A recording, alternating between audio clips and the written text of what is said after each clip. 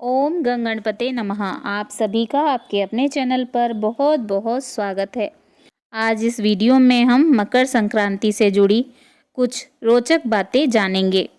सूर्य संक्रांति में मकर संक्रांति का महत्व ही अधिक माना गया है। माघ माह में कृष्ण पंचमी को मकर संक्रांति देश के लगभग सभी राज्यों में अलग अलग सांस्कृतिक रूपों में मनाई जाती है। इस बार 14 जनवरी 2025 को मकर संक्रांति का पर्व मनाया जाएगा। आइए जानते हैं मकर संक्रांति के बारे में रोचक 16 तथ्य। वर्ष में होती हैं 12 संक्रांतियाँ। पृथ्वी 23.5 डिग्री अक्ष पर झुकी हुई सूर्य की परिक्रमा करती है। तब वर्ष में 4 स्थितियाँ ऐसी होती हैं जब सूर्य की सीधी किरणें 21 मार्च और 23 सितंबर को विषुवत रेखा, 21 जून को कर्क रेखा और 22 दिसंबर को मकर रेखा पर पड़ती हैं। वास्तव में चंद्रमा के पथ को 27 नक्षत्रों में बांटा गया है, जबकि सूर्य के पथ को 12 राशियों में बांटा गया है। भारतीय ज्योतिष में इन स्थितियों को 12 संक्रांतियों में बांटा गया है, जिसमें से 4 संक्रांतियां महत्वपूर्ण होती हैं: मेष, तुला, कर्क और मकर संक्रांति। आइए जानते हैं मकर संक्रांति का अर्थ। मकर संक्रांति में मकर शब्द मकर राशि को इंगित करता है, जबकि संक्रांति का अर्थ संक्रमण अर्थात प्रवेश करना है। मकर संक्रांति के दिन सूर्य धनु राशि से मकर राशि में प्रवेश करता है। एक राशि को छोड़कर दूसरे में प्रवेश करने की इस विस्थापन क्रिया को संक्रांति कहते हैं। चूंकि सूर्य मकर राशि में प्रवेश करता है, इसीलिए इस समय को मकर संक्रांति कहा जाता है। चंद्र के आधार पर माह के 2 भाग हैं, कृष्ण और शुक्ल पक्ष।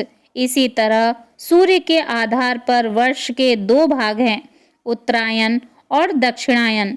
इस दिन से सूर्य उत्तरायण हो जाता है। उत्तरायण अर्थात इस समय से धरती का उत्तरी गोलार्ध सूर्य की ओर मुड़ जाता है, तो उत्तर से ही सूर्य निकलने लगता है। इसे सोमयान भी कहते हैं। 6 माह सूर्य उत्तरायण रहता है और 6 माह दक्षिणायन। मकर संक्रांति से लेकर कर्क संक्रांति के बीच के 6 मास के समयांतराल को उत्तरायण कहते हैं। आइए जानते हैं उत्तरायण का महत्व। भगवान श्री कृष्ण ने भी उत्तरायण का महत्व बताते हुए गीता में कहा है कि उत्तरायण के 6 मास के शुभ काल में जब सूर्य देव उत्तरायण होते हैं और पृथ्वी प्रकाशमय रहती है, तो इस प्रकाश में शरीर का परित्याग करने से व्यक्ति का पुनर्जन्म नहीं होता। ऐसे लोग ब्रह्म को प्राप्त होते हैं। यही कारण था कि भीष्म पितामह ने शरीर तब तक नहीं त्यागा था जब तक कि सूर्य उत्तरायण नहीं हो गया। मान्यता के अनुसार मकर संक्रांति से देवताओं का दिन आरंभ होता है, जो आषाढ़ मास तक रहता है। कर्क संक्रांति से देवताओं की रात प्रारंभ होती है, अर्थात देवताओं के एक दिन और रात को मिलाकर मनुष्य का 1 वर्ष होता है। मनुष्यों का 1 माह पितरों का 1 दिन होता है। उनका दिन शुक्ल पक्ष और रात कृष्ण पक्ष होती है। इसी दिन से उत्तरायण सौर वर्ष के दिन की शुरुआत मानी जाती है। हालांकि सौर नव वर्ष सूर्य के मेष राशि में जाने से प्रारंभ होता है। सूर्य जब एक राशि से निकलकर दूसरी राशि में प्रवेश करता है, तब दूसरा माह प्रारंभ होता है। 12 राशियां सौर मास के 12 माह हैं। दरअसल हिंदू धर्म में कैलेंडर सूर्य, चंद्र और नक्षत्र पर आधारित है। सूर्य पर आधारित को सौर वर्ष, चंद्र पर आधारित को चंद्र वर्ष और नक्षत्र पर आधारित को नक्षत्र वर्ष कहते हैं। जिस तरह चंद्र वर्ष के माह के 2 भाग होते हैं, शुक्ल पक्ष और कृष्ण पक्ष, उसी तरह सौर वर्ष के 2 भाग होते हैं, उत्तरायण और दक्षिणायन। सौर वर्ष का पहला माह मेष होता है, जबकि चंद्र वर्ष का पहला माह चैत्र होता है। नक्षत्र वर्ष का पहला माह चित्रा होता है। वर्ष में 12 संक्रांतियाँ होती हैं। 12 संक्रांतियाँ 7 प्रकार की 7 नामों वाली होती हैं। तो किसी सप्ताह के दिन या विशिष्ट नक्षत्र के सम्मिलन के आधार पर उल्लेखित हैं। वे ये हैं: मंदा, मंदाकिनी, ध्वाक्षी, घोरा, महोदरी, राक्षसी एवं मिश्रिता। घोरा रविवार को, मेष या कर्क या मकर संक्रांति को, ध्वाक्षी सोमवार को, महोदरी मंगल को, मंदाकिनी बुध को, मंदा बृहस्पति को, मिश्रिता शुक्र को एवं राक्षसी शनि को होती है।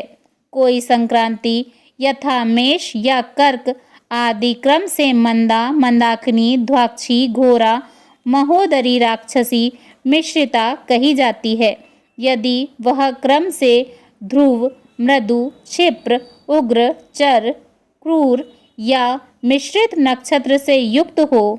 27 या 28 नक्षत्र 7 भागों में विभाजित हैं।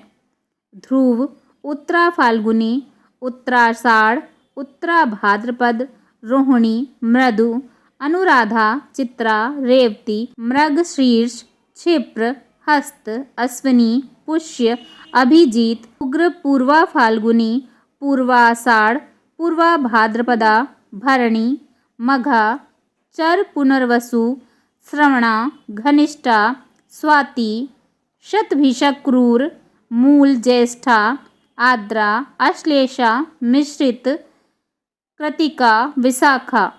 उक्त वार या नक्षत्रों से पता चलता है कि इस बार की संक्रांति कैसी रहेगी। मकर संक्रांति के दिन ही गंगा जी भगीरथी के पीछे पीछे चलकर कपिल मुनि के आश्रम से होती हुई सागर में जाकर मिली थी। महाराज भगीरथ ने अपने पूर्वजों के लिए इस दिन तर्पण किया था, इसीलिए मकर संक्रांति पर गंगा सागर में मेला लगता है। इस दिन सूर्य अपने पुत्र शनि के घर 1 महीने के लिए जाते हैं, क्योंकि मकर राशि का स्वामी शनि देव हैं। इस दिन भगवान विष्णु ने असुरों का अंत करके युद्ध समाप्ति की घोषणा की थी। उन्होंने सभी असुरों के सिरों को मंदार पर्वत में दबा दिया था। इसीलिए यह दिन बुराइयों और नकारात्मकता को खत्म करने का दिन भी माना जाता है। इस दिन से बसंत ऋतु की शुरुआत होती है और यह पर्व संपूर्ण अखंड भारत में फसलों के आगमन की खुशी के रूप में मनाया जाता है। खरीफ की फसलें कट चुकी होती हैं और खेतों में रबी की फसलें लहला रही होती हैं। खेतों में सरसों के फूल मनमोहक लगते हैं। कहते हैं कि इस दिन से दिन बड़े होने लगते हैं और वातावरण में धीरे धीरे तापमान बढ़ने की शुरुआत होती है। कहते हैं कि 1 तिल तापमान रोज बढ़ता है। मकर संक्रांति के इस पर्व को भारत में अलग अलग राज्यों में वहाँ के स्थानीय तरीकों से मनाया जाता है।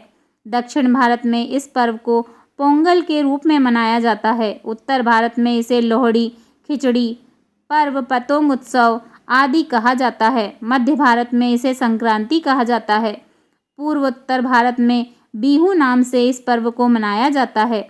सर्दी के मौसम में वातावरण का तापमान बहुत कम होने के कारण शरीर में रोग और बीमारियां जल्दी लगती हैं। इसीलिए इस दिन गुड़ और तिल के बने मिष्ठान या पकवान बनाए, खाए और बांटे जाते हैं। इनमें गर्मी पैदा करने वाले तत्वों के साथ ही शरीर के लिए लाभदायक पोषक पदार्थ भी होते हैं। उत्तर भारत में इस दिन खिचड़ी का भोग लगाया जाता है। गुड़, तिल, रेवड़ी, गज्जक का प्रसाद बांटा जाता है। माना जाता है कि इस दिन सूर्य अपने पुत्र शनि देव जी से नाराजगी त्याग कर उनके घर गए थे। इसीलिए इस दिन पवित्र नदी में स्नान, दान, पूजा आदि करने से पुण्य 1000 गुना हो जाता है। इस दिन गंगा सागर में मेला भी लगता है। इस दिन मल मास भी समाप्त होने तथा शुभ माह प्रारंभ होने के कारण लोग दान पुण्य से अच्छी शुरुआत करते हैं। इस दिन को सुख और समृद्धि का माना जाता है। यह पर्व पतंग महोत्सव के नाम से भी जाना जाता है। पतंग उड़ाने के पीछे मुख्य कारण यह है, कुछ घंटे सूर्य के प्रकाश में बिताना। यह समय सर्दी का होता है और इस मौसम में सुबह का सूर्य प्रकाश शरीर के लिए स्वास्थ्यवर्धक और त्वचा व हड्डियों के लिए अत्यंत लाभदायक होता है। अतः उत्सव के साथ ही सेहत का भी लाभ प्राप्त होता है।